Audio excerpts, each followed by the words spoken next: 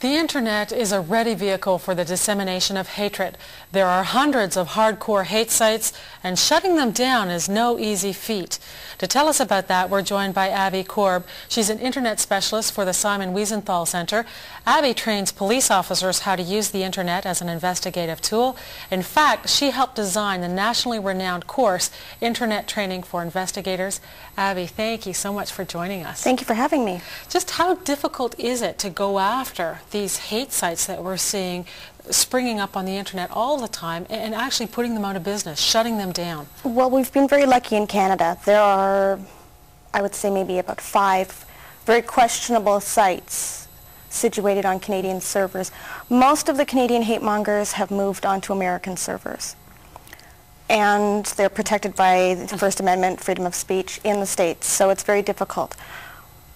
Some of the providers in Canada have terms of use agreements which prohibit hate speech, prohibit anything contrary to Section 318 and 319 of the Criminal Code, and other, terms of use that they expect their users to adhere to. And if the provider feels that the customer is abusing this, they will remove them.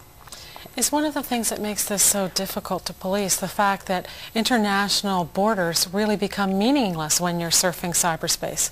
That's one of the things I have heard, that jurisdiction is an issue and has become something that they have to deal with, and because this is such a new area to them, to the law enforcement, they have to sort of reevaluate how they're going to be dealing with things. It's not just a conventional crime anymore. It's not, graffiti on a wall. Just what is out there in terms of hate sites? For the innocents who might be watching this show who have never been exposed to anything like this or have never accidentally, which can happen a lot, accidentally logged on to such a site, what could they expect to see? Horrific graphics, terminology that would scare anybody in some cases, thoughts and themes that might not normally come into an everyday conversation, things that can get people thinking. Abbee, what is the most horrendous thing that you've seen in cyberspace? The most horrendous thing that I have seen is videos of cross burnings, swastika burnings. Actually, present on a website. I've seen blacks being hung. Oof. And graphics along those lines. Synagogue desecrations, cemetery desecrations. Do you think these hate sites, are they dangerous? They can be. Their message, I think few would argue that their message is, hideous. But are they actually dangerous? I think they can be, because they can promote and incite violence or racial hatred, hatred towards a specific group. The site, the Nuremberg Files, which was popular a few years ago and was removed from its initial server, dealt with the targeting of abortion doctors. And that in itself promoted hatred towards a specific group and encouraged people to act out on that. In Canada, where does the line between free speech or freedom of expression and a hate crime actually begin? Is it subjective? That is a good question. And I think there's something I should just bring up first of all. Number one, in 1995 there was about 1 hate site out there. The first hate site to go online, which is still online, was Stormfront. And Stormfront is now an internationally accessible site. It's a site available in different languages. And now our count, the Wiesenthal Centre's count, is up to 3,000 hate sites on an international level. Wow. Which is quite scary. I think, according to the law in Canada, that something is hate when it is, hate speech is something that is presented to a group of people. It's not just me sitting here talking to you without the audience, of course, but me just sitting and talking to you in your living room about going out and attacking a group of purple people because we don't like them. It would be me standing on a street corner talking to a group and inciting this group. And that is what some of these websites can do. Is that the hallmark of what defines a hate crime, the fact that it is inciting violence? That is one of the things. Or even just feelings of hatred and negative feelings toward any one Well, group? I think a personal feeling is a personal feeling, but when it becomes an action. Why is the Simon Wiesenthal Centre so interested in tracking the trends? As a matter of fact, you put together a Digital Hate 2000. It's a CD that really graphically demonstrates what is out there. Why are you so interested in this subject? Because of the growth. Internet traffic doubles every few months. I'm not going to say a specific time period because I don't know. But every few months, internet traffic is doubling. Websites are increasing in number. And the fact that the growth of hate sites is increasing, it's not stagnating, is something of concern to us. It's not just hatred against one specific group. It's hatred against different groups that exist. And that in itself is problematic. It's problematic because the internet is accessible to just about anybody. It's available in the schools and the libraries. We can go to a cyber cafe and have a cup of coffee and surf the net. So it's something that is readily available. 10 or so years ago, hate groups, questionable groups, extremist groups, would have to cut and paste newsletters, find a reputable printer that they could trust to, copy this material. They'd have to have people going out putting these brochures or flyers onto car windshields. Nowadays, anyone can be a publisher. Anybody could create a website.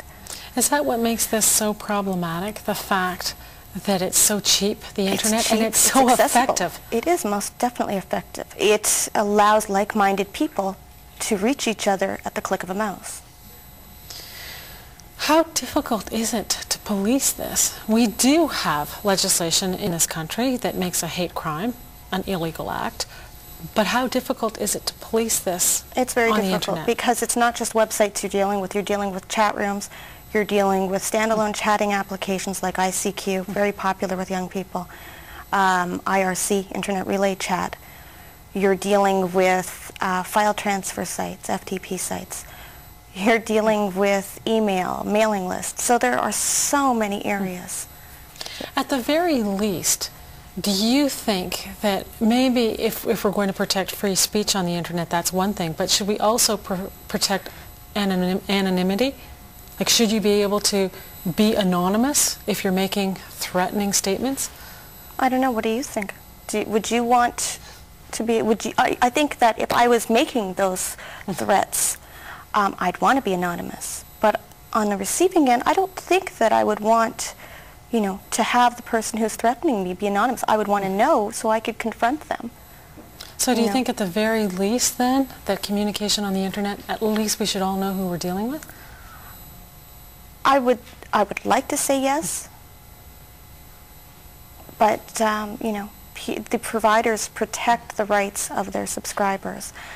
For example, with AOL, we could have 5 usernames and 5 email addresses, and I could be whoever I want to be. I could be Minnie Mouse online, and only the provider would know who I was. I want to talk to you more about this, but first we have to take a commercial break. Also, our phone lines are open. What are your thoughts?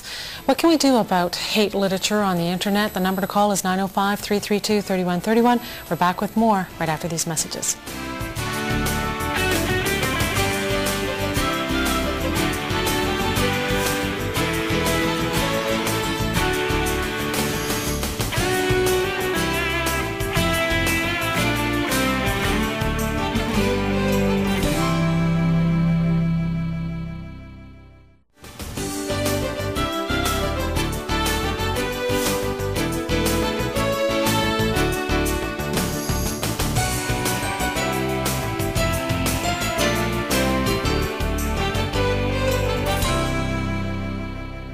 Welcome back to Rhonda London Live. Today we're talking about the spread of hatred on the internet. Want to know your thoughts on that. Where does free speech end and a hate crime begin in Canada? What do you think about that? The number to call is 905-332-3131 or 416-203-0302. We're joined in studio by Abbee Corb from the Simon Wiesenthal Centre. And we were talking before we went to break about Digital Hate 2000, which you put together. It's an internet report and analysis on hate crimes on the internet. What did you discover? We discovered, especially with our Digital Hate 2001, which we're actually releasing next week, we discovered that there are trends developing, sites geared more to young people, marketing sites, sites geared specifically to women. Really? Yeah. There's a whole movement out there. One of the most interesting sites I came across was a site selling white eggs. What does that mean, Abbee? I think I know, but it's hard to work my mind around it. That's exactly what I was thinking when I first came across the site. It's a site geared to the promotion of the white race. It's a site geared to those who are unable to have their own offspring and need assistance. So instead of going to a clinic for artificial insemination, just a conventional clinic, there are specialized places where white Aryans can buy eggs. How concerned should we be about these trends that you see developing? Well, it's a very interesting thing to notice trends. In the past year, I've noticed more marketing, an increased amount of sites selling things, selling books, music. Hate music is very big on the internet. I'm noticing more sites again geared to women, cooking for white women. Wow. Homeschooling sites, how you as a white woman can stay home with your child, which is wonderful to be home with your child, but how you can homeschool them. World Church of the Creator has a site geared to children. Other groups have sites geared to children. So that you can raise your children to be bigots as well? If you want to put it that way, yes. Well, I think most people listening to this show would find all of this really repugnant, absolutely horrendous. But what, Abbee, can be done, if anything, under Canadian law? I don't know what can be done. I think it's a matter of what you were going to do. What you were going to do. I can tell you a story about a provider who we're presenting an award to next week when we're releasing our new CD. We're presenting an award to Ashok Calais, who is the president of Accent Communications. He removed a hate site a couple of years ago and received many threats and stood his ground. He does not have any sites promoting intolerance, sites promoting racial hatred or religious hatred on his servers. He doesn't have any sites with any pornography on them. And we're presenting him with an award, a community award. It's the first award we're giving out. And that's something that other groups can do. Praise those who are doing something great for the community. Abbee, is the most frightening thing in all of this, though, if we're seeing a real proliferation of these hate sites, it must mean that somewhere, and it's hard to conceive, but that there's an appetite for this. There must be an appetite for it. But you have to realize as well, when you're dealing with the internet and you're dealing with a website could have horrific graphics, could have sound files and moving parts, pretty pictures, what have you, and can claim to be representative of a group when in actuality it's just one person. So when we have a count of 3,000 websites, I don't know how many of those websites are representative of major groups, but we have come across some 3,000 sites. Yes, they're growing. Yes, they are problematic in some cases, very problematic and scary. And obviously there is an appetite for this. Some of the groups in the past year have had contests create a website and win a prize. Why do you suppose that, well, probably because it's so easy and it's so cheap, why do you suppose we're seeing such a proliferation of these types of sites? Well, 5 years ago, computers were not as inexpensive as they are today. Nowadays, computers are very inexpensive. I see computer commercials all the time, so much a month, and that makes it affordable. Internet service prices have dropped. In some cases, they are free. So that makes it more accessible. Contests make it, exciting. I'll create a hate site and win $100. Is it possible for these hate groups to disguise themselves? Like, let's say if they wanted to set themselves up as a Simon Wiesenthal Centre online. Yes. Is it possible for them to disguise themselves like that? The internet is not only a source of wonderful information. It's a source of misinformation. A couple of years ago, a group set up a site which was visually an exact duplication of the Martin Luther King Family Foundation site. If a young person, or any person for that matter, were to do a search using some of the more popular search engines or search tools out there, they would most definitely come up with the Martin Luther King site, the actual one, and this alternative site. In some cases, the alternative site showed up first, and again, exact duplications visually until you read the articles. The site, which was put up by a neo-Nazi group, claimed that Martin Luther King was an alcoholic, Martin Luther King was a this, was a that, all negative thoughts.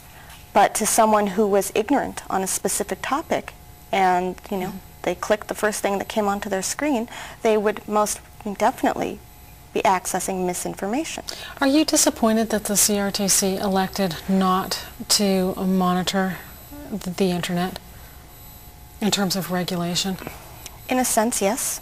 I think there should be laws in place. There is regulation as to what can be placed in a newspaper, in a magazine, what can be... On a television show? On a television show, the CRTC regulates Rhonda London Live.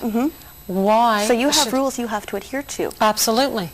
And the internet should have some as well. We've worked with CAPE, which is the Canadian Association of Internet Providers. A few years ago, we worked with them when they were developing their code of conduct for their members, the providers, to hopefully adhere to. It's all voluntary. And in turn, many of the providers have terms of use agreements, but that's the only level of enforcing there is. If there was some type of governmental regulation, like there's on your show or in the newspapers, I think you'd see a much different aspect to the internet. Our phones are ringing. I want to hear your thoughts on this issue today. The number to call, 905-332-3131 or 416-203-0302. Let's go to Mark on line 4. Go ahead, Mark. You're on the air. Oh, good afternoon. How are you doing today? I'm fine, Mark. Go ahead. I find this a very interesting and, of course, disturbing topic that you're on today. And my personal feeling is that the more that this is exposed, that people get to see this and see it for what it is, then it doesn't get to lie and fester. It's like turning the rock over, and you see all the bugs flying away. I can only think of it from a point of view of a parent and my own children. And I mean, we're a home of tolerance, and we teach this to my own children. So if they see this kind of thing, as the young lady was discussing, you've got the some of the sites, some of the websites that show the little cartoon characters extolling hate virtues and taking advantage of people of color or of different races. Well, I mean, if I'm there and my child sees that, I mean, I can be there for my child and say, well, hold on. I mean, this is something that is being pushed by somebody who's really got a tilted view of the world, and I can help my children along. I guess you think back to all those marches, the Nazi marches in Skokie and all those kinds of things. I mean, again, I'm mixed on that, but get it out there so people can see it, and you can have people saying, okay, these people have a point of view. It's there. It doesn't get to hide, and I think if you allow things to hide and fester and stay underground, that causes more difficulties. Mark, anyway, I just want to make a comment. Please go right ahead. Mark, I want to thank you so much for your phone call. You brought up some excellent points. And really, that's what the Simon Wiesenthal Centre is doing exactly what Mark is advocating. We're educating and informing, and Mark brought up a good point. When he sees something, he'll sit down and talk to his children about it. I've spoken to teachers who have seen swastikas in the back of their classroom on a computer screen and have ignored it. And my answer to that is exploit the material. Use it to your advantage. If the material is there, explain what it's about. Talk about it. Don't ignore it. Educate. Use it to your advantage. Abbee Corb, our time is gone, but I want to thank you so much for joining us today on the show. Thank you very much for having me. It's been a pleasure being here. Don't go away. We're going to continue this conversation. A couple phone lines open right now. Really want to hear your thoughts on this issue today. The number to call is 416-203-0302. We're back with more after these messages.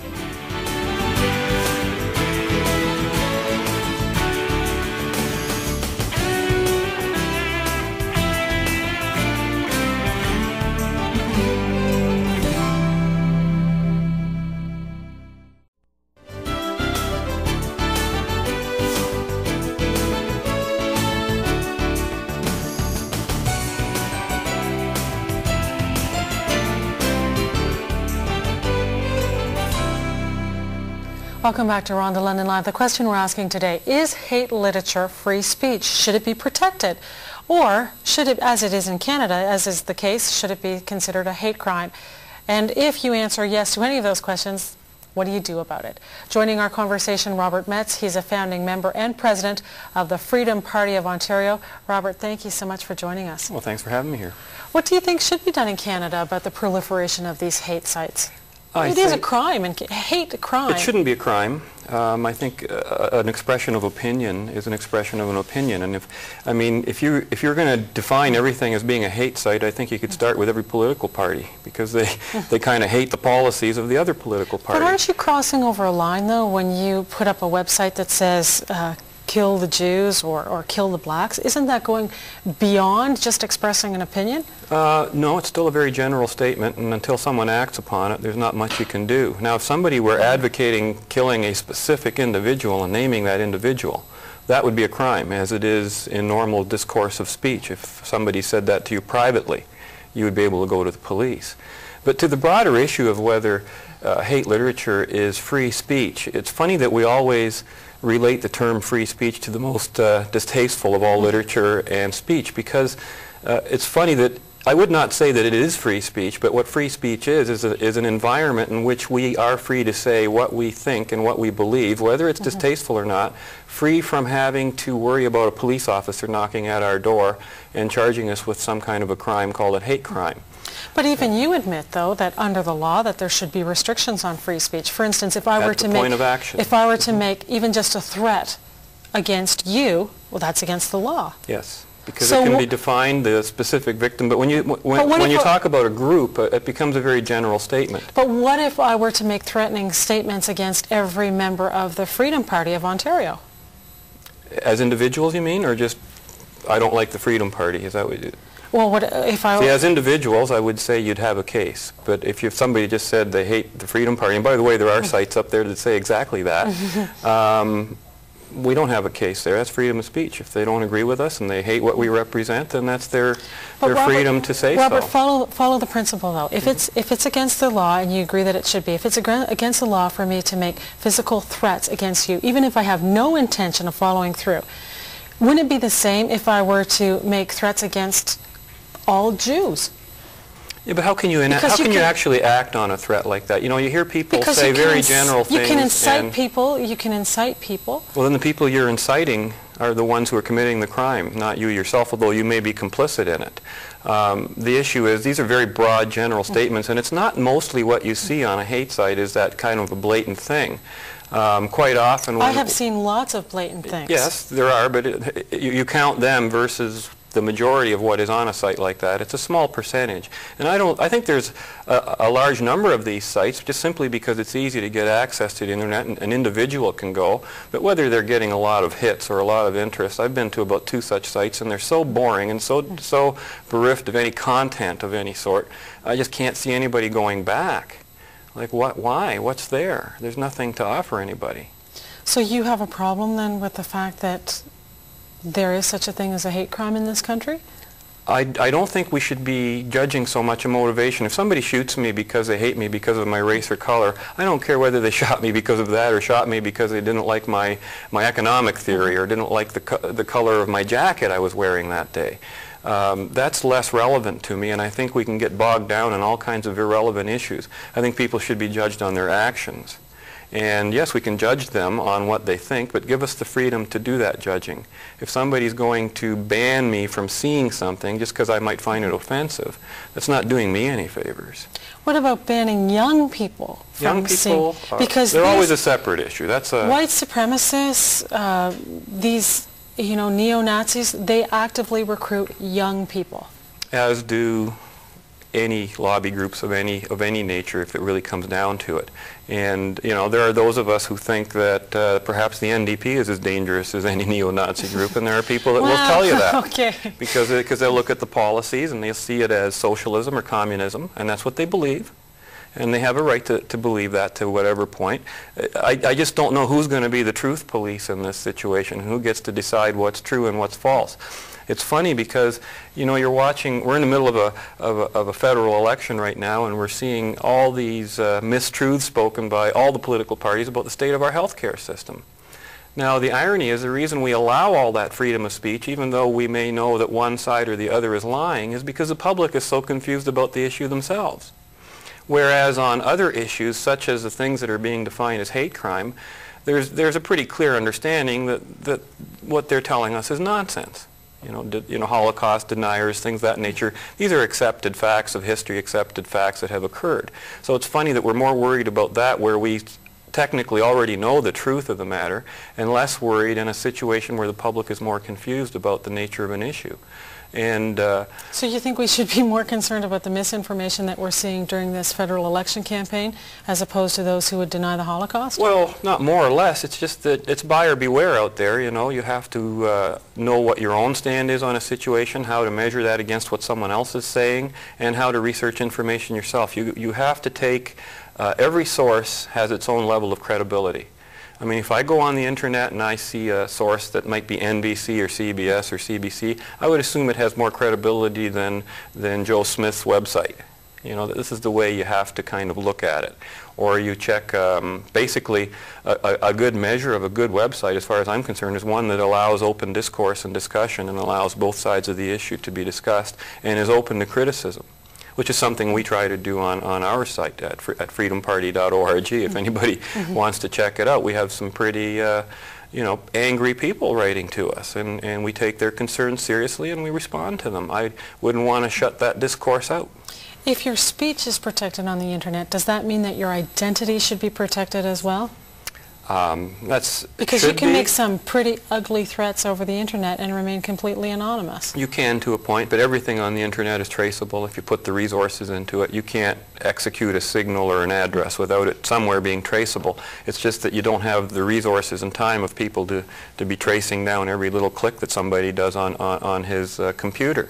But that's certainly not an issue to be concerned in and of itself. I think the issue is here. We each have to be more responsible consumers. That's where the bottom line is. And in the future, in fact, I think it's going to look very bright for people who are concerned with these kinds of issues. I think we will see not these vague word search engines that filter out too many things, but actual dedicated websites and search engines where concerned people are actually running them and aren't just looking at a keyword. They're going and looking at credible sites. I've found out from my own experience there are a number of such sites out there. There's sites like StudyWeb that help people with research and will tell students these are good sites with good credible information on them. And then you stay there. You could even block it to that point. There's so many options coming up, and I think that as long as we leave things as they are and there's a demand for certain things, that you're going to see a good response in the marketplace for them. Okay, I want to talk to you more about that, but first we have to take a commercial break. Also, our phones are ringing. Want to hear your thoughts as well today. The number to call is 416-203-0302 or 905-332-3131.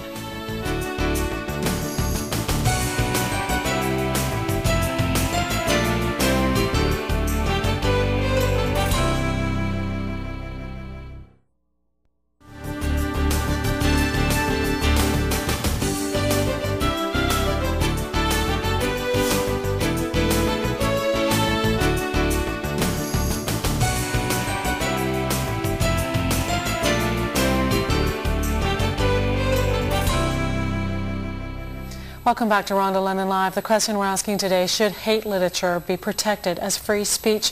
We're joined in studio by Robert Metz, who is the president and founding member of the Freedom Party of Ontario, and you are totally against censorship of any kind. Basically, that's the bottom line, yes. I believe in freedom of speech as a necessary element of living in a free society, because the thing that separates a free society from an unfree society is the fact that in a free society we have the right to disagree with one another.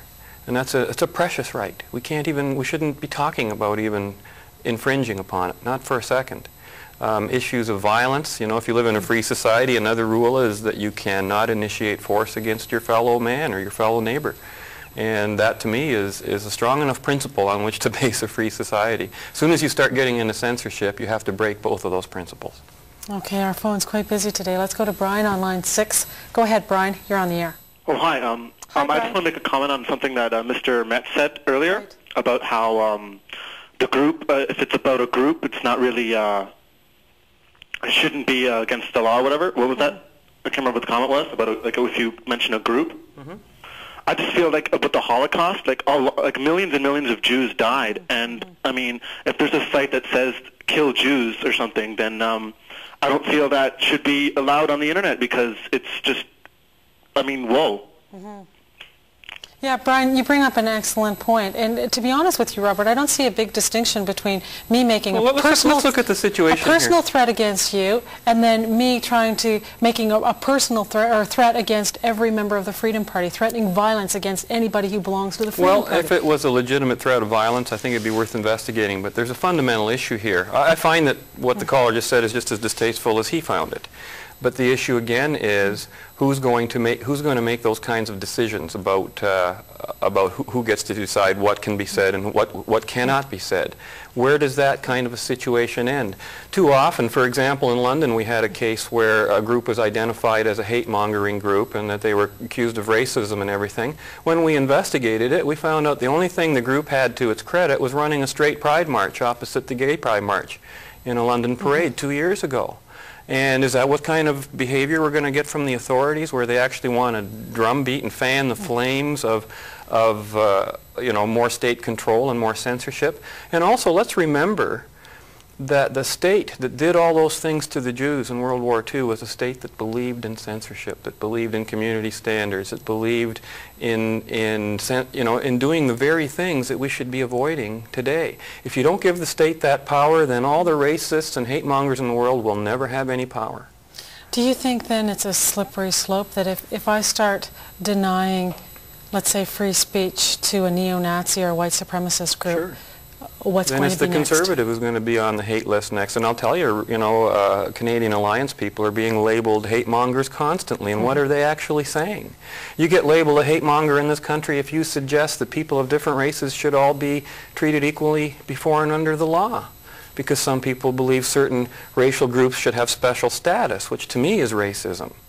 So am I not allowed to express that disagreement? Because in a society that's being projected by people who want to do away with things, I won't be allowed to say a lot of those things. Robert, do you think, because Canada prides itself on being a tolerant nation, do you think in the name of tolerance we are actually becoming the exact opposite, that we're becoming intolerant? Because tolerance has come to mean that we all have to agree, where in reality it should mean that we're free to disagree.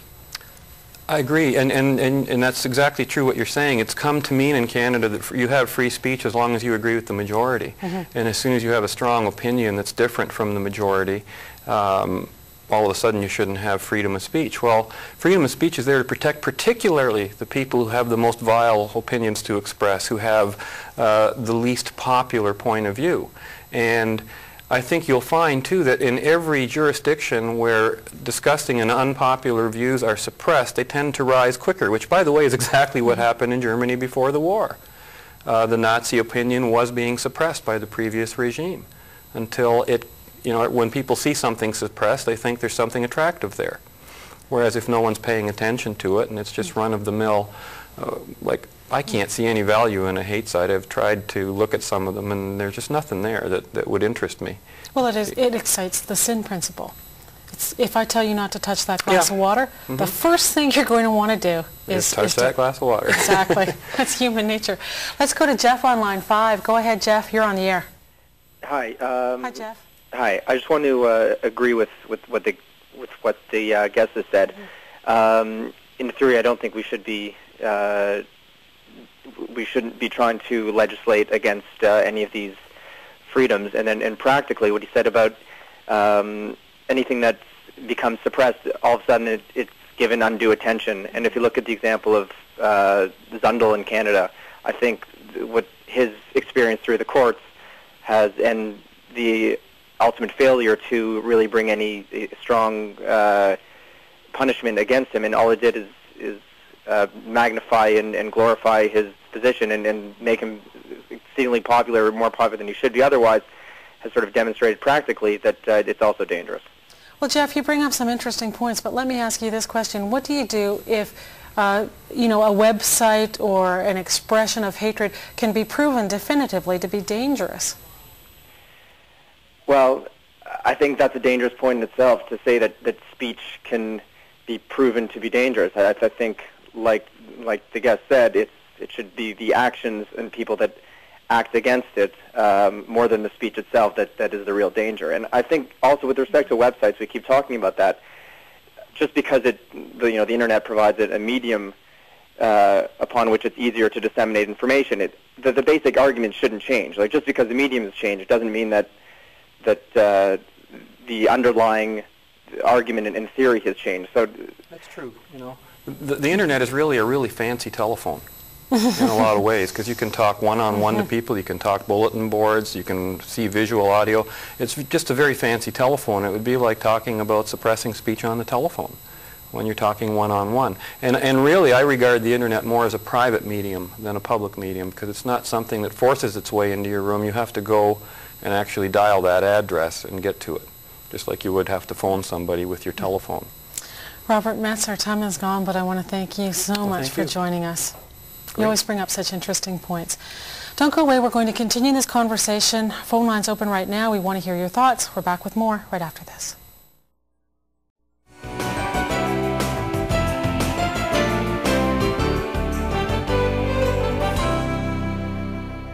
The question we're asking today, should hate literature be protected as free speech or under freedom of expression laws? Joining our conversation, Ken Roberts. He's the Chief Librarian for the City of Hamilton Library.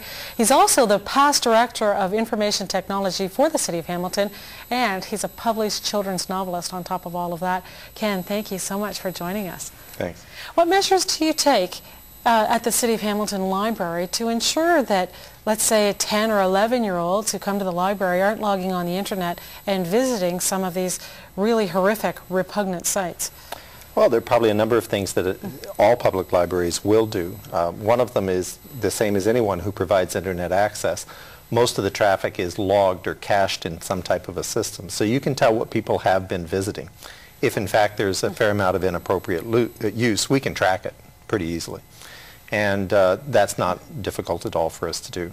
It's very rare, very, very rare for children to come into a public library and try to log on to an inappropriate site. Their children are there, their friends are there, other people are around. They just don't do it. It happens very infrequently. In fact, the only times virtually the only times it does happen is when there's a fair amount of community publicity over the possibility, and then they'll come in and try it and see if they can access some of those sites. But it's exceedingly rare that that type of thing occurs. So do you think it's more out of curiosity then? Yes. Than an active interest? What precautions, though, having said that, do you take to ensure that doesn't happen, even if the risk is remote? Well, there are a number of newer technologies that are taking place right now, and some of those are filtering types of systems to ensure that either stuff that is legally pornographic or legally hate literature is not going to be accessible. I noticed that one of the quotes that you had scrolling across the screen was dealing with accountability instead of anonymity, and I think that one's probably quite true. And increasingly, we can certainly track activity back to an individual machine. In the future, increasingly, you'll be able to track it back to an individual user. I mean, I noticed when I came in the studio that they were using a smart card access where you had to, wave the card before you could get in the door, and the card knows who you are and that you can come in that door. It's kind of frightening, isn't it? It is. And the same type of thing is happening with the internet access, where you have to put a card in that says, I am who I am, I can't use this machine in an anonymous fashion. And if it is used inappropriately, you're going to be able to track it right back to me. Robert Metz likened the internet to a very fancy telephone. And really, essentially, when you're using the telephone, you're not guaranteed that your identity is going to remain private. No. Because there is technology. Even if you're going to put call blocking on your outgoing call, it's very easy to refuse those types of phone calls if you don't want them coming into your house. And is it like a telephone? I mean, certainly if we're dealing with the sort of email functions of it, to a certain extent it's like a telephone or it's like mail. But it's also a broadcast medium in that you can create a site and you can just put it out there and allow people to find it. So it's a broadcast medium as well. And I do agree with Abbee that what we are seeing is that the amount of information that's out there is doubling, tripling, quadrupling. The figures seem to indicate that we're going to have 200 times as much information on the internet within the next 6 or 7 years as we do at the present time. Some groups, such as hate groups, have found the internet early. And groups that are advocating pornography or trying to sell pornography have found it early. But as more and more mainstream groups are beginning to use the internet, I think one thing we will find is that the percentage or the portion or the ability to find hate literature or pornography even is going to start diminishing as well. Well, you bring up such interesting points, Ken, and I know it's been a point of personal disappointment for me. This is my own personal opinion, that the CRTC decided not to regulate the internet. Yes. Which it's annoying to me because the CRTC regulates me. So why not regulate the internet as well? Don't you think that at least part of it is that it is an international medium? It's very difficult to regulate it within one individual country. Plus the fact that almost anybody can set up a server and be a provider. So to regulate it right now, they can regulate, I mean, this is a big building. Right. And there aren't that huge number of either television stations or broadcast mediums in Canada that are dealing with television. But to deal with that same number of people who have the capacity or the ability to become self-publishers of broadcast medium on the internet, it's just massive. It's a massive undertaking. So, I mean, I certainly agree with things such as the hate laws in Canada that say you can't do certain things on Canadian machinery, and you can't access it. If in fact you're found to access child pornography, hate literature, a wide variety of areas, we're going to find you. Because one thing that is true about the internet is you leave a trail. You may remember about 20 months ago when the I Love You virus came out. And it wasn't long before they traced that to an individual in the Philippines. They managed to trace that trail right back and find that person.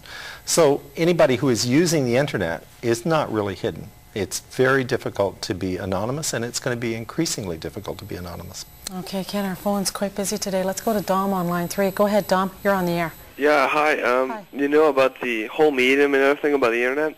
I just don't think that it's real because, I mean, if you look at pornography and everything, I mean, some countries like it, some don't, some agree with it, and some don't believe in it. I mean, it's just the way you think. If you ban everything, people are going to find another way to go find it. I mean, you ban the internet, then they're going to go to books or something else. It's still going to be around and stuff.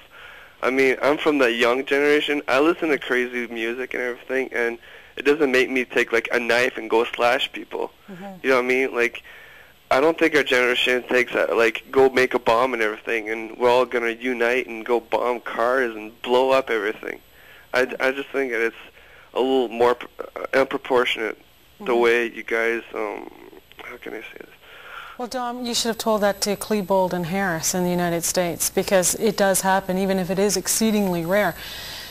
But shouldn't we be drawing our line in the sand somewhere? Can't we say thus far and no further? Yes, and Canada has done that. I mean, Canada has said that hate literature, by a certain definition, is illegal. And even if it is produced elsewhere, to bring it into the country, to propagate it inside the country, is illegal. And the same with child pornography, where we have established a line and can do so as an individual country. And I hate that argument that people are just going to do it anyway, as a way of saying that we should relax our laws. Well, there's some things we certainly hope people don't do anyway. Exactly, exactly. We've got time for one more phone call. Let's go to Mitch on line 7. Go ahead, Mitch. You're on the air. Hi. My thought of hate literature is Eminem, the musician. I find he's horrible. He's a bad role model for kids, and he's just the most discriminating person I've ever heard of in my entire life. He promotes rape. He promotes murder. He promotes very, very disgusting things that goes Mitch, on. I'm sorry, who are we talking about? I missed it at the top of your call. Eminem, the musician. He is horrible. I think he should be banned from Canada. I'm a 16-year-old teenager, and none of my friends agree with me. But I feel alone in that category, and I stand for it. At any moment, anybody puts up a battle with it, I'm on the other side of everybody else. He should be banned. He should be gone. Okay, Mitch, thank you so much for your phone call. When you're talking about the dissemination of hate literature, and I know that this goes a little bit beyond your realm of expertise, Ken, but when you're talking about hate literature or the dissemination of hatred, it's not necessarily just confined to the internet, although that really is probably one of the best vehicles for it. That's quite true, and I can understand some of the sentiments even that your caller is expressing in your comment about there needs to be a line in the sand. It is true, however, that with a free democracy you do have to make sure that there's a wide expression of ideas, and certainly in public libraries, I know the British Columbia Library Association has a slogan in intellectual freedom, which is, there's something in my library to offend everyone, which is probably appropriate that there should be. And there is material that we find offensive. But there is probably a difference between material that is going to encourage somebody to act out in an illegal fashion. Okay, I want to talk to you more, but first we have to take a commercial break. Don't go away. We'll be back with more Rhonda London Live right after these messages. And that's our show for today. Ken Roberts, I want to thank you so much for joining us today. It has been absolutely delightful talking to you. And I'll be back here again tomorrow at the same time. I hope you'll join me. In the meantime, have a great afternoon, and I'll see you tomorrow starting at 2 in the afternoon.